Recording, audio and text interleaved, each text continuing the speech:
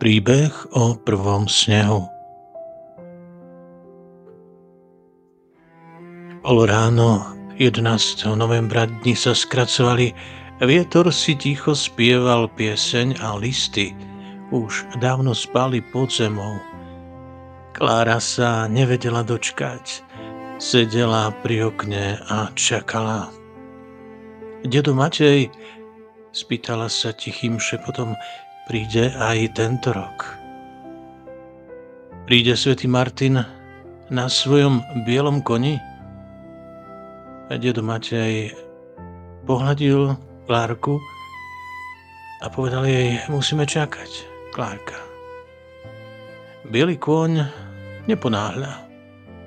Zvála pomaly, aby mu zima nestrhla snehový plášť.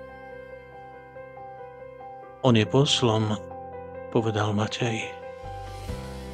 Tak ako svätý Martin daroval polovicu svojho plášťa, aby zahrial chudobného, jeho kôň prináša prvú bielu prikryvku pre unavenú zem.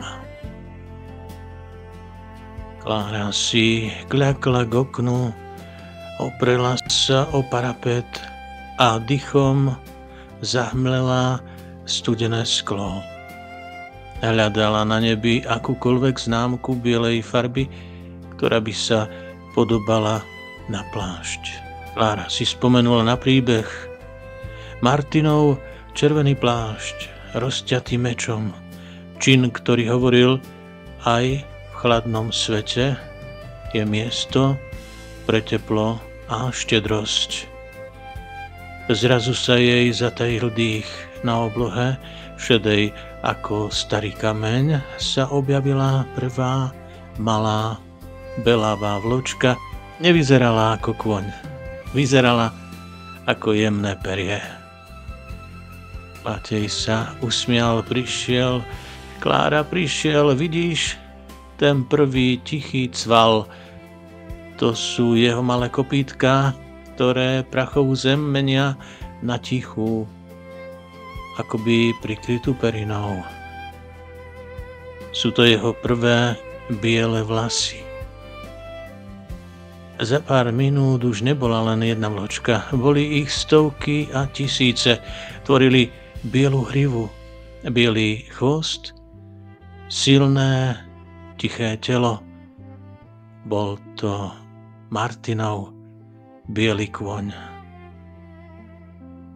Svätý Martin splnil sľub.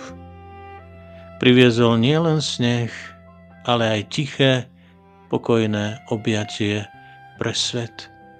Klára vedela, že to bol ten najkrajší a najštedrejší biely kôň na svete.